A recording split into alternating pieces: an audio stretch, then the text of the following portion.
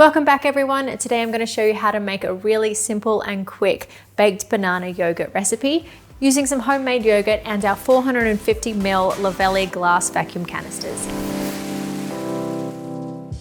First, start by preheating an oven to 180 degrees Celsius.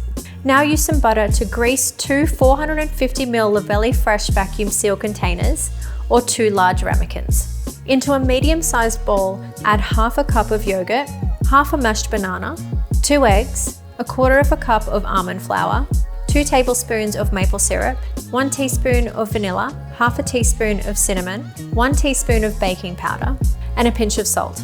Whisk it all together until thoroughly combined, and then pour the batter into the greased containers. Finish by scattering some more sliced banana on top, and then bake for 20 minutes. You can serve these warm or chilled. So there you have it. These look really good. They smell amazing. They're a little bit like a baked custard. You can put some extra homemade yogurt on top. You can top it with some nuts if you like. It's the perfect breakfast. It's gluten-free. You've got your homemade yogurt. We've got fiber, protein, all the good stuff, and so simple to make.